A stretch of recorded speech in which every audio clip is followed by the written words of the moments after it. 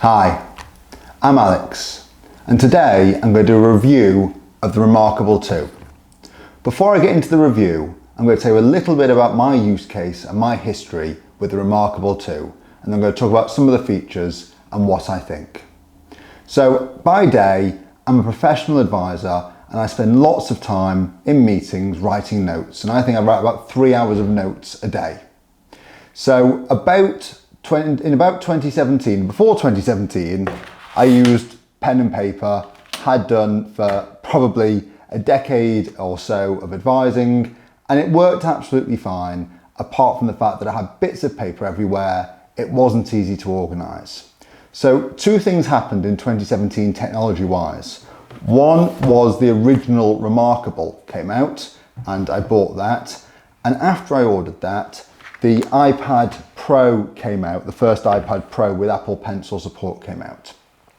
So in 2017, I tried the Remarkable, but I found the software was really buggy, and then I used the iPad and did that until 2020. So about 3 years of writing on the iPad with Notability. And that worked really well.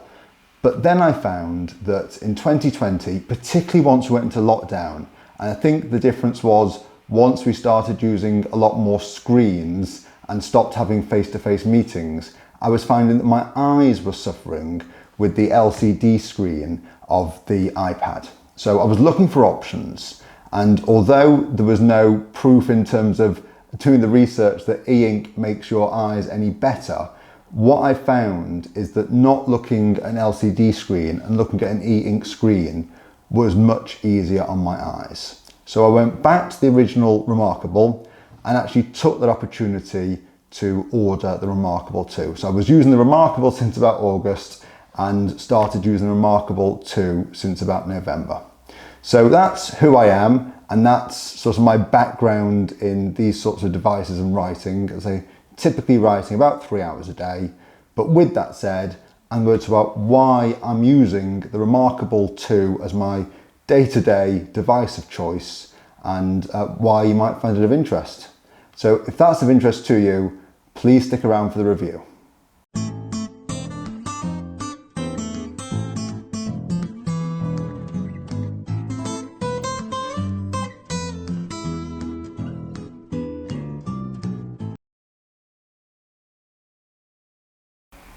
So I'm going to start off the review with what it actually is and why you might want to consider it in 2021.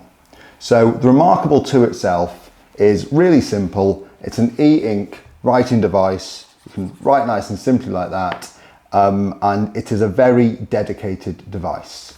So all it does, well, primarily it's used as a writing device, and it's very good at that. You can use it as a reader, but as a reader, there are other e-ink devices, and if you're primarily thinking of using it as a reader, there definitely are better devices out there. In terms of why you might want to consider getting a Remarkable 2 in 2021, for me, there were two main reasons. The first one is really simple, these things on my face and actually behind that, my eyes. I have found that using an LCD screen, looking at screens all day, being in meetings all day, on Teams, on Zoom, has really increased my eye strain, and my eyes felt like they were getting worse. I was getting headaches. So the primary driver for me getting the Remarkable 2 was really simply to improve my eye health, and that has been something that really has worked for me. The other reason you might want to consider getting a Remarkable 2, even if your eyes are fine, not suffering with headaches, or you don't mind looking at an iPad screen, is the minimalism and actually the simplest function of this device. The fact that it doesn't do anything else other than allow you to write, allow you to read. You won't get any emails pinging up on this device. You won't be able to search the web. So although that's a massive drawback sometimes for some people, for me, that's a huge advantage. If you're looking for something that essentially is there to replace your paper notebook, and what the advantage of paper is emails don't pick up on it, you need to focus on something, then this is a fantastic device for doing that. Next, I'm going to talk about the battery. And I think the battery really comes in two forms depending on what you're comparing it to. If you're comparing it to paper, the fact that you need to consider the battery at all is a huge drawback because this never runs out of battery, although there's a pen somewhere here, these do sometimes run out of ink. If you're comparing it to something like an iPad, the battery is head and shoulders above what an iPad lasts in terms of practical day-to-day use. So Remarkable say it will last about 2 weeks on a single charge of daily use, and it has a 3-month standby time.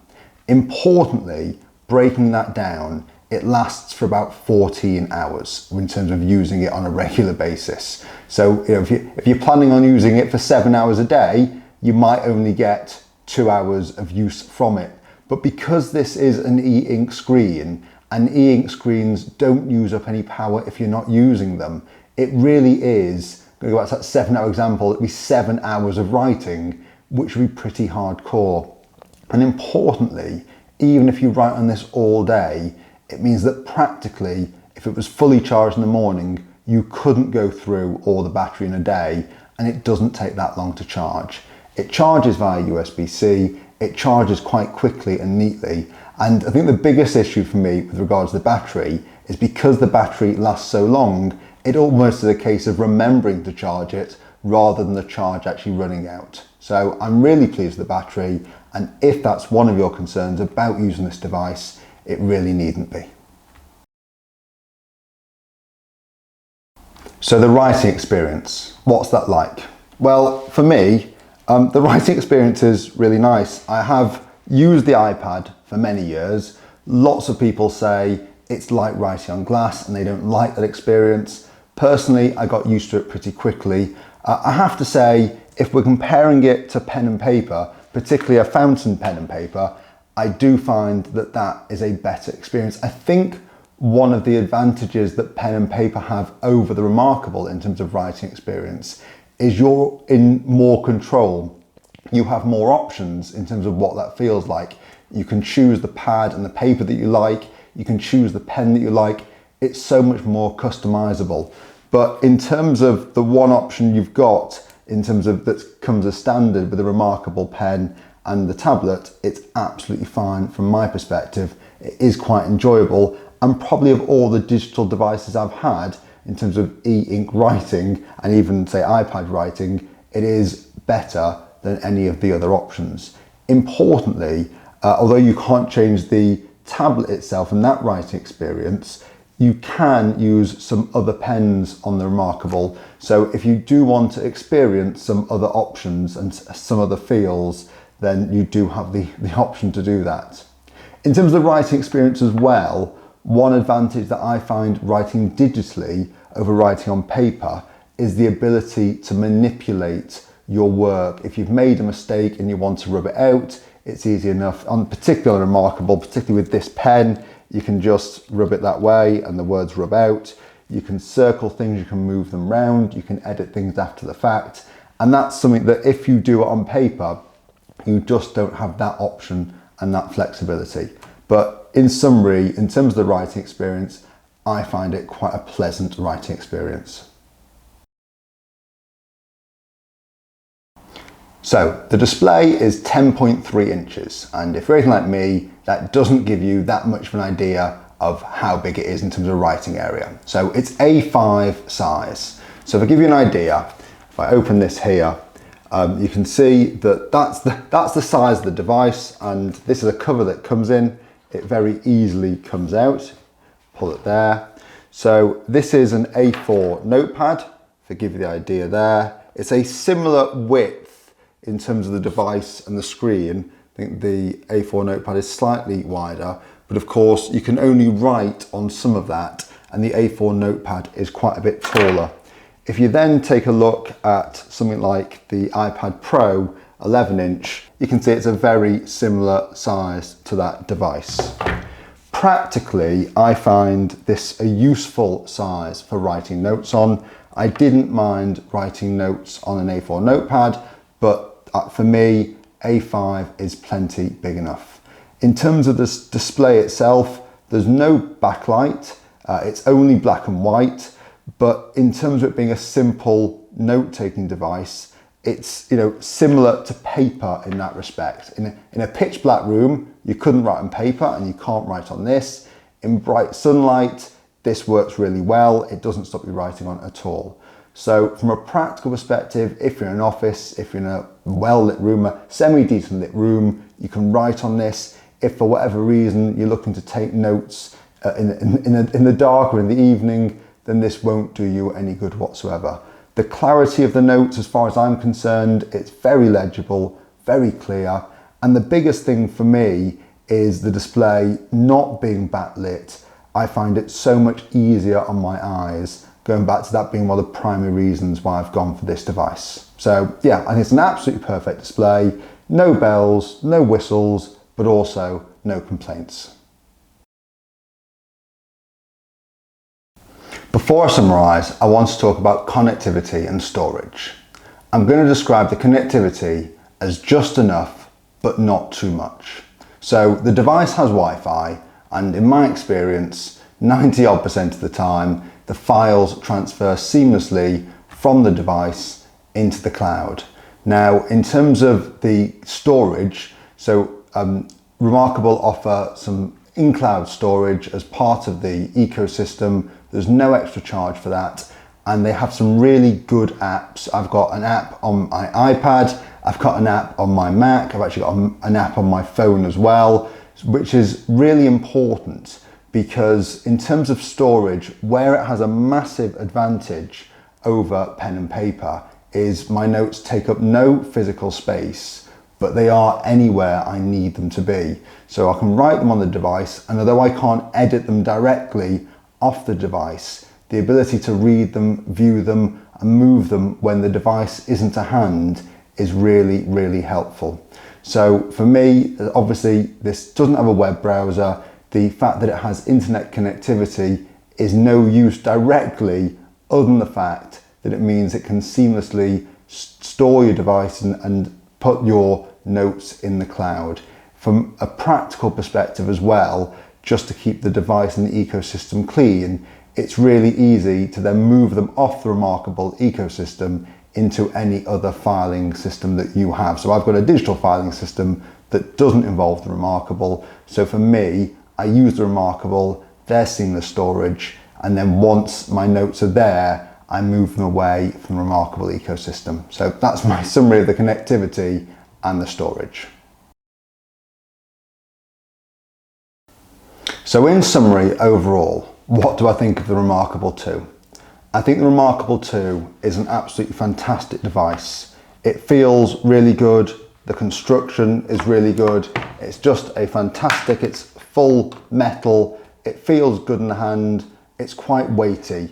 And if you're looking for a dedicated writing device and you're going to use it for a few hours most days like I do, then I think it's a fantastic investment. Importantly though, if money is a little bit tighter, if you're not planning on using this for a few hours a day on a very regular basis, then it is really a luxury. And going back to one of the primary reasons that I went for this device, being for my eye health and so that I wasn't disturbed, there are other options that are equally as good in terms of what they do. The iPad is a fantastic piece of kit and is almost a laptop as well. Onyx have the Onyx Air, which is a nice halfway house that does give you internet access, does give you an e-ink screen. So it really depends what you're looking for. I'm going to say if you're looking for a device, this is unrivaled in terms of pure, focused, does nothing else but just writes.